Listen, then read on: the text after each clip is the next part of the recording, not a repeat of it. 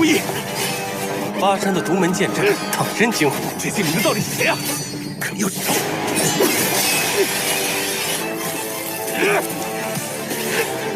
什么？挡不住！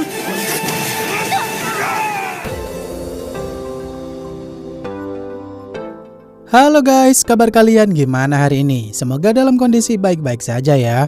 Kali ini admin akan melanjutkan alur cerita I Am The Blade Master. Jika kalian lupa dengan episode sebelumnya, bisa cek di kolom playlist ya. Atau silakan klik aja link alternatifnya yang telah admin sediakan di bagian atas kanan layar.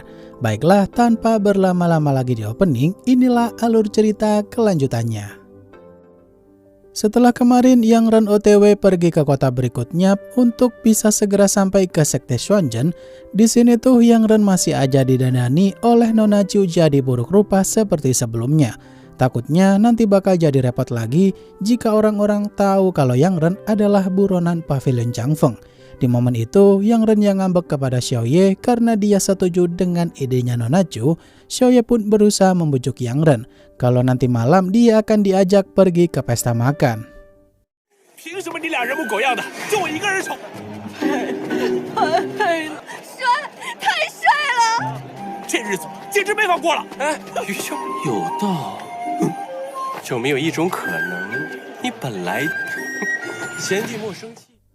Yang Ren dan Nona Chu yang saat itu terlalu fokus melihat jalan di depan aja tanpa sadar kalau ada sosok perempuan yang mengikuti mereka dari belakang. Di sini Xiaoye yang udah sadar akan sosok penguntit itu tuh mulai bikin sedikit kehebohan supaya nanti mereka bisa kabur. Saat itu Xiaoye ngambil kantong penyimpanan uang milik Nona Chu dan bertindak seolah-olah tak sengaja menghamburkan seluruh uang tersebut agar orang-orang di sekitar berkerumunan nantinya.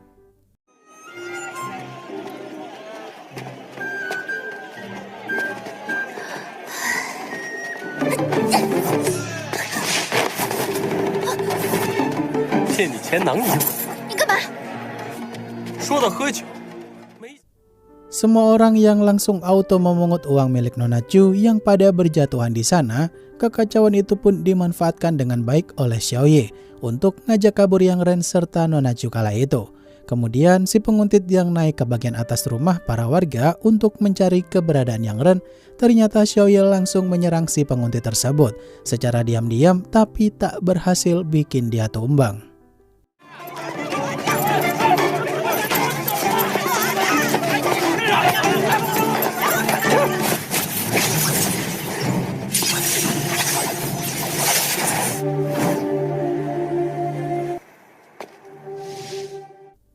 Xiaoye yang saat itu bertanya kepada si penguntit kenapa dia mengikuti mereka diam-diam, padahal kalau mau kenalan tuh langsung ngomong aja.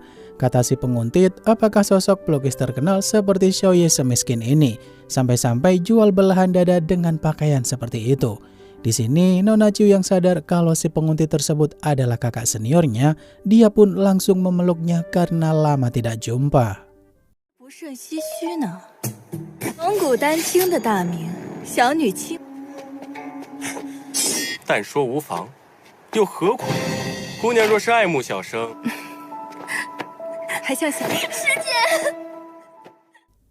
Yang Ren yang saat itu dibikin kaget kalau Nona Chu bisa begitu imut dan menggemaskan saat dia berbicara dengan seniornya.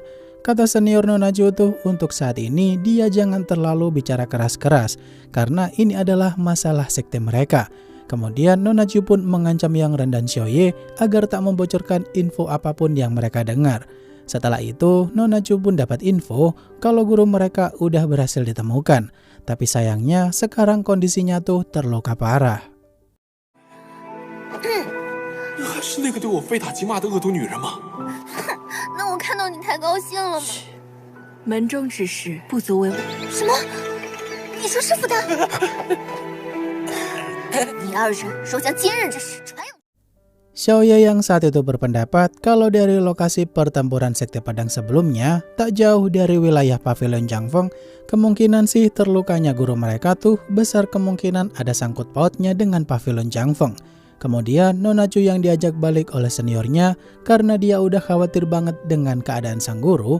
Dia pun akhirnya nyuruh Yang Ren untuk nunggu di sekte Xuanzhen aja. Nanti Nona Chu akan menyusul Yang Ren ke sana kalau semuanya udah beres.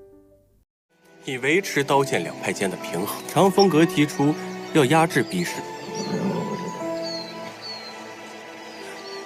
哎，这就走了。长风阁第一个站出来反对。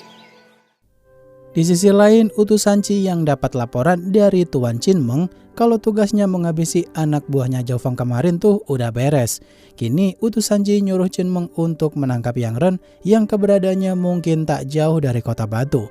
Sedangkan sekarang Yang Ren yang OTW ke kota berikutnya bersama dengan Xiao Ye, mereka saat itu dihadang oleh gerombolan kultivator cewek yang pakaiannya sih mirip dengan pakaian seniornya Nona Chu.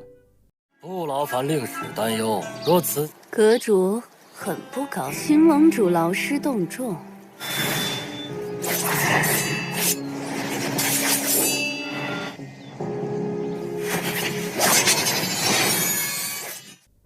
Yang Ren yang saat itu diserang oleh beberapa musuh sekaligus, sedangkan Xiao Ye menyuruhnya untuk jangan menghabisi musuh. Tentu aja Yang Ren begitu heran banget tuh. Apakah ini semacam ujian atau mereka emang bener-bener mau bikin Yang Ren tewas? Kalau emang beneran mereka disuruh oleh seniornya Nona Chu untuk menghabisi Yang Ren, kira-kira apakah Nona Chu tahu nih kalau seniornya sejahat ini? Padahal tadi tuh kelihatannya dia baik banget. 可是因小生生的俊老，不忍下各位姑娘尾随多时才肯现身。我看你三春长得丑吧，是我傻都戴着面纱。你懂什么？这些里面到底是谁啊？可有理！ Xiao Ye yang saat itu nggak tahu juga apakah mereka benar-benar suruhan senior Nona Chu atau emang mereka adalah orang-orang kultivator Pavilion Changfeng yang emang sedang menyamar kala itu. Di sini Yang Ren dan Xiao Ye harus mengesampingkan semua spekulasi itu dulu nih guys. Karena sekarang pihak musuh menggunakan teknik gabungan untuk menyerang Yang Ren serta Xiao Ye bersama-sama. Walau formasi itu berhasil dirusak, kerjasama musuh tuh terbilang sangat kompak. 什么？巴山？果然，没猜错的话，人影不败，巴山也未长休止。 Yang Ren yang saat itu tak bisa mengendalikan emosinya karena kalau dugaan Xiao Ye benar, jika senior Nona Chu emang benar-benar punya niat jahat, tentu aja Nona Chu sekarang tuh pasti mau dicelakai pula. Padahal Nona Chu menganggap seniornya itu adalah orang baik. Kemudian Yang Ren yang khawatir kepada Nona Chu pun mulai hilang kendali, yang mana Yang Ren saat itu langsung ngamuk, menerobos paksa barisan musuh agar bisa pergi dari sana. 我也不信，我不明白为什么是巴山，那他岂不是很危险？你是说，让他身边的人没有？ Yang Ren yang saat itu mulai menggunakan teknik pedang yang dia pelajari dalam surat perjanjian sekte pedang sebelumnya. Di momen ini, para musuh di sana pun mulai waspada karena teknik tersebut mungkin aja bisa menghabisi mereka kalau tak fokus.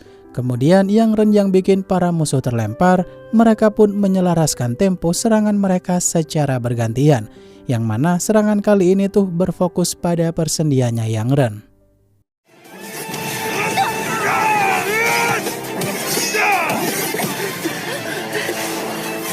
什么？挡不住！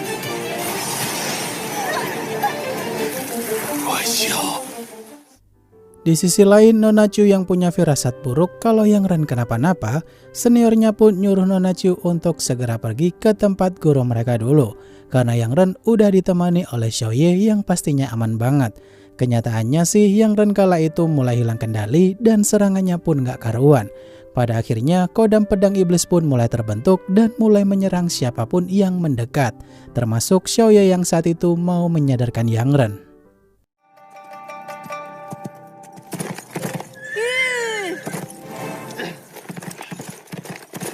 前进！啊！糟了，我要！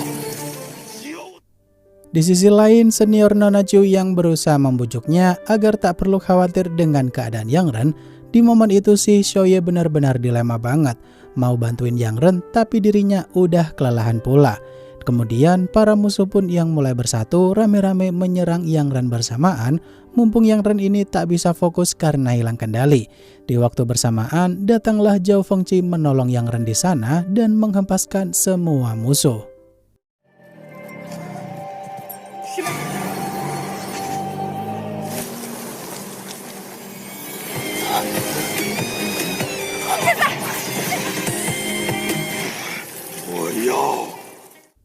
Yang Ren yang jatuh pingsan dan tergeletak karena pedang iblisnya berhasil dilepaskan oleh Zhao Fengqi dari tangannya Yang Ren.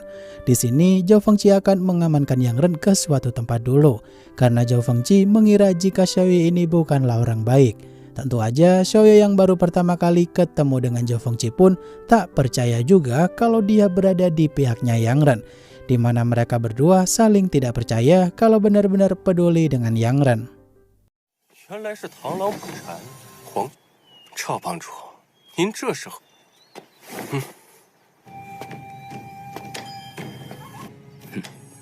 随你怎么想。别告诉我，连你。 Xiaoye yang saat itu menyerang Zhao Fengqi untuk merebut Yang Ren kembali. Di sini tuh Zhao Fengqi memperingatkan Xiaoye tuh kalau dengan kekuatannya sekarang dia bukanlah tandingan Zhao Fengqi. Namun saat Xiaoye bilang jika dia nyuruh Zhao Fengqi meninggalkan pedang iblisnya itu dan baru boleh pergi membawa Yang Ren, seketika admin rada curiga nih. Kenapa Xiaoye hanya pura-pura baik doang kepada Yang Ren? Seolah-olah dia hanya ngincer pedang iblisnya Yang Ren doang.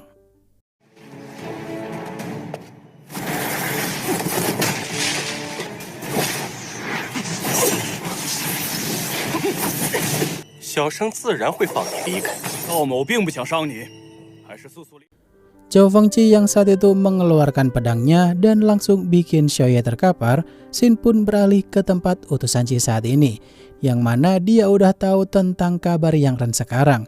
Lebih tepatnya utusan Qi nyuruh Tuan Qin Meng untuk menghabisi Yang Ren serta Zhao Fengqi sekaligus. Katanya sih kalau Tuan Qin Meng gagal menjalankan misi tersebut, maka seluruh keluarga Qin akan dihabisi oleh pihak Pavilion Changfeng.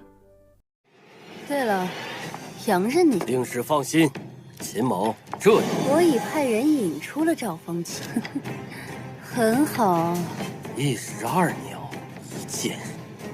你知道。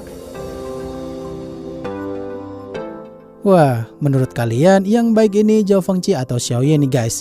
Karena subtitlenya tuh nggak ada yang bagus, admin sendiri juga rada-rada bingung untuk menerkanya. Ya, mari kita lihat saja ya episode berikutnya tuh minggu depan. Baiklah, akhir kata terima kasih untuk kalian yang udah nonton sampai akhir dan sampai jumpa di video selanjutnya. Bye-bye.